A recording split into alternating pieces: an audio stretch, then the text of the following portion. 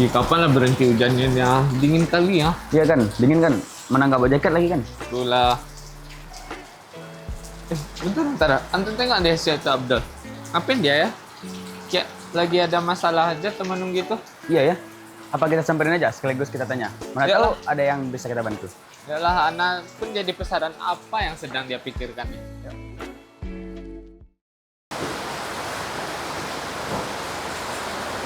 Antum kenapa sih? Kok anak lihat dari jauh kayak lagi mikirin sesuatu? Ada yang bisa kami bantu? Iya nih, kelihatannya kamu kayak lagi mencemaskan sesuatu gitu. Gimana ya? Ana sebenarnya cemas. Beberapa hari ini, Ana melihat berita terkait tanah air kita ini. Oh, Teknologi berkembang pesat, tapi manusia menurun perilakunya. iya ya. Padahal kalau dipikir untuk memajukan teknologi sampai kepada saat ini itu butuh banyak waktu, kemajuan pemikiran, dan pastinya pendalaman pengetahuan. Tapi kenapa soal masalah moral yang sudah ada ajarannya dari dahulu nggak bisa mengajarkan manusia untuk menjadi manusia yang lebih baik? Bentar dulu nih. Anda mau pesan minum biar lebih enak kan? Antum mau apa?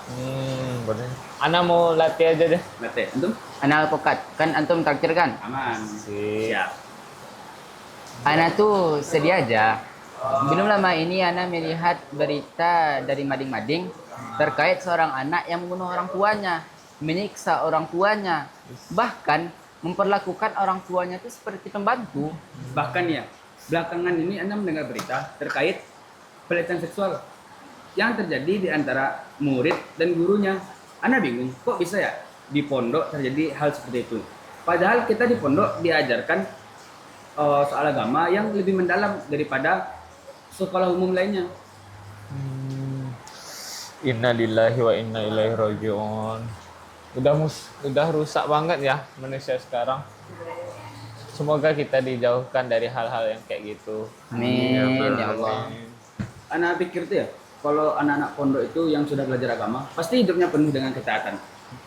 Kayak kita sekarang, lihat kita di asrama, kita ada larangan. Dan anak tahu larangan itu dibuat supaya kita tidak menjadi pelanggar, terutama kepada agama kita sendiri. Bahkan di AB Center juga buat kegiatan kajian diadakan setiap hari Kamis setelah maghrib. Dan juga ada di hari Sabtu buat sesi tanya jawab soal agama. Ya memang setiap pondok juga mempunyai program yang berbeda sih. Tapi kan tujuannya sama untuk tafakuh fiddin juga kan? Mungkin aja memang karena muridnya. Kan nggak semua orang yang masuk pondok pesantren tuh pasti baik.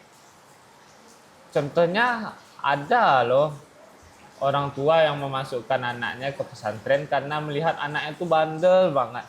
Sehingga didaftarkanlah anaknya ke pondok pesantren supaya anaknya bisa menjadi lebih baik. Kalau satu aja yang bandel masuk ke sini, nggak apa-apa sih. Tapi kalau lebih dari itu, sehingga yang bandel-bandelnya ketemu dan menjadi teman dekat, apa nantinya jadi ngarahin ke yang lebih buruk ya? Tapi kan ada aturan untuk membuat mereka tuh ngebentuk. Setidaknya mereka takut untuk melanggarkan. Iya juga sih. Apa mungkin pondoknya kurang ketat memperhatikan? Mungkin aja sih, tapi mau seketat apapun aturannya, kalau memang anaknya yang udah bandel, pasti ada aja caranya buat melanggar. Iya kan? Nah iya. Bahkan sekelas pemerintah aja bisa mengelabui mahkamah untuk melanggarkan. Loh, jadi ikutan kepikiran kayak kamu deh aku, Abdul. Udah tuh, nggak baik kita ngabisin waktu buat mengkhawatirkan sesuatu. Lebih baik kita berusaha terus jadi lebih baik dan mempersiapkan diri untuk masa depan nantinya. Mungkin aja kita mendapatkan ujian lebih sulit ke depannya. Ya, semoga aja dari semua pertanyaan kita ini ada jawabannya nanti ya. Pas taklim sama Abi, gimana kita tanyain aja? Nah, solusi bagus sih. Boleh dicoba. Mana tahu kita dapat jawabannya. Benar tuh. Iya.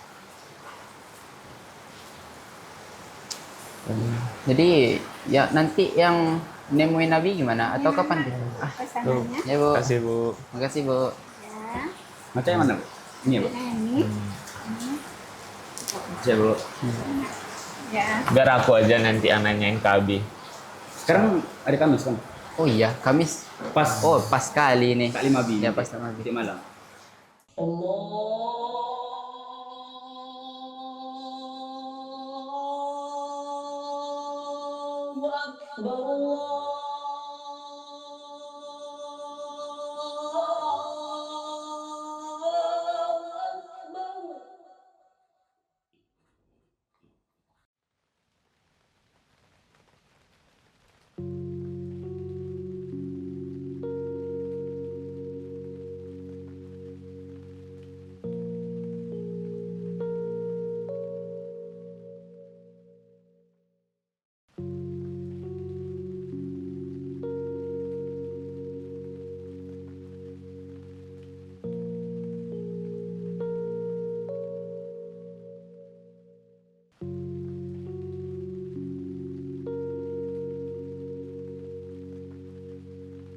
Assalamualaikum Abi. Waalaikumsalam warahmatullahi wabarakatuh. Kedatangan kami ke sini untuk mengajukan suatu pertanyaan Abi. Boleh Abi? Boleh. Jadi gini Abi. Beberapa hari ini Ana melihat berita di mading-mading terkait seorang anak yang melawan kepada guru dan orang tuanya Abi. Menurut Abi, apa yang membuat mereka ini tambah menurun moralnya Abi? Padahal kan teknologi kita sekarang sudah semakin maju Abi.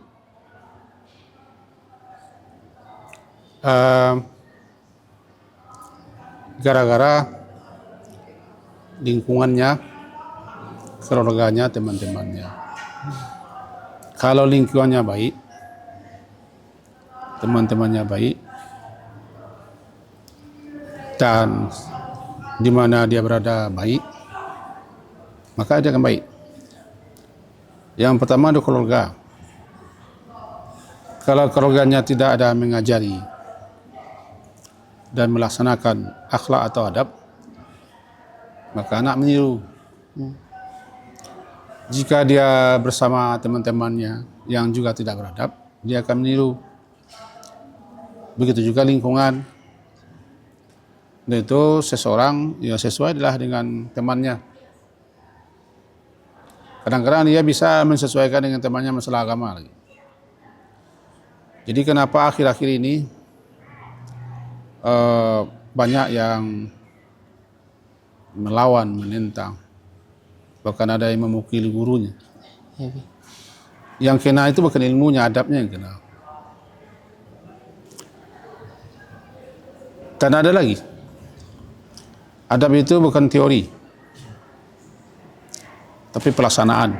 Seberapapun teorinya banyak, tidak ada pelaksanaannya, tidak ada yang kita contohnya, tidak ada yang ketirunya, lingkungannya kah, sekolahnya kah, keluarganya kah, ya kami itu terus. Jadi menurut Abi adabnya yang kena, sehingga dikatakan oleh para ulama adab mendahului ilmu.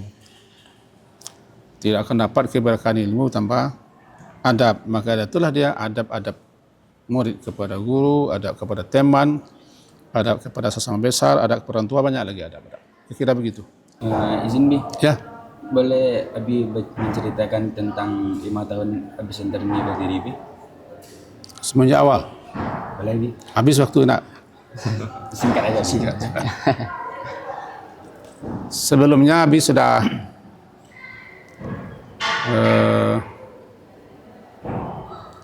berada di pesantrennya lain. Kemudian di sini karena tanahnya masih kosong, mati selama 26 tahun. Maka berupayalah teman-teman, kawan-kawan, yayasan dan pengurus untuk kembali menghidupkan yang sudah mati. Karena 5 tahun yang lampau ini masih semak belukar, setengah rimba, bangunan-bangunannya sudah hancur. Lalu Abi diminta oleh teman-teman, oleh kawan-kawan yayasan untuk membangkit batang terandam, untuk membangunkan lagi daripada tidur panjangnya, dan itu tidak mudah. Karena sudah beberapa kali orang-orang berusaha untuk menghidupkannya. Kata orang, memulai itu jauh lebih mudah daripada menghidupkan yang sudah mati. Lalu Abi beberapa kali diminta, akhirnya Abi ambil keputusan. Biasanya Abi tidak mau setengah-setengah, kalau masuk. Ini dengan perjanjian sekolah ini sudah mati, perjanjian saya akan masuk, meninggalkan pesantren lama, dengan segala duka suka dukanya. Saya akan totalitas, keluarga saya bawa, semuanya, uang pun harus dikorbankan, maka dibikinlah suatu kesepakatan. Tidak boleh intervensi pengurus, apalagi merampas, lebih-lebih fitnah. Kalau saya hidup, biarkan saja. Karena Abi juga tidak minta tolong kepada pengurus. Karena prinsip Abi, kalau diserahkan sama Abi mengelola semua. Maka semua uang yang ada di Abi, dulu Abi tabungkan untuk membeli tanah buat pesantren sendiri, Abi batalkan. Maka masuk semuanya ke sini dengan tekad adalah memanfaatkan barang wakaf supaya jangan tersia-siakan, sekaligus kita bisa pula nanti menyambung tugas-tugas ulama-ulama dulu. Maka dipancanglah ini ketika awal Covid. Ada dua orang yang membangun, satu teman Abi yang bangun masjid, yang kedua Abi sendiri. Maka berdua itulah, kita tidak ada meminta dana ke sana ke sini, tidak ada. Kita hanya berusaha, Allah pasti bantu. In tansurullah yansurkum. Maka sepanjang 4 tahun yang sudah berlalu, dengan tekad, kemauan keras, pantang menyerah, istiqamah, maju. Abi juga bilang kepada Umi, tahu Umi? Tahu Abi. Itu istri Abi yang lama itu, Umi itu. Oh, dukung saya. Minta juga kepada anak-anak dukung. Karena ini namanya jihad di bidang pendidikan. Maka mulailah tahun 2020. Selesai tahun 2021 sudah mulai di kelas 1 di sini. Muridnya kurang 200 ketika itu. Alhamdulillah setiap tahun kita tetap jalan, tetap optimis. Karena tugas kita hanyalah berjuang. Kita tidak berhak menentukan hasil. Yang Allah nilai bukan hasil, tapi perjuangannya, kesabarannya, ketabahannya, keistiqamahannya. Kalau hasil kita tidak tahu. Itu orang berdagang ke hasil. Berapa labanya enggak? Kalau berjuang tidak dihitung laba. Kalau berjuang itu bagaimana kita mengorbankan, memberikan, melepaskan segala sesuatunya untuk bisanya perjuangan itu langgeng dan jalan terus. Jadi bagi pejuang hasil tidak diharapkannya. Karena dia yang berjuang itu bukan hasil. Perjuangan itulah baginya yang penting. Kira-kira begitu.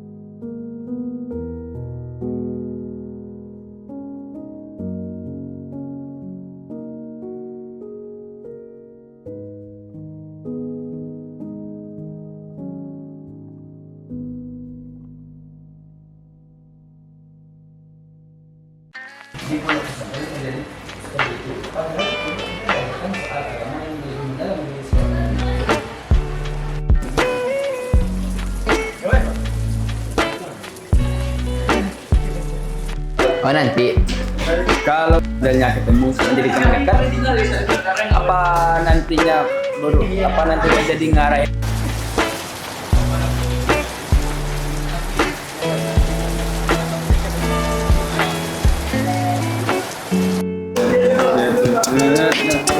Abang ini minum ya, diminum. Ada gua aja nih. Kamu ini? Tak usah.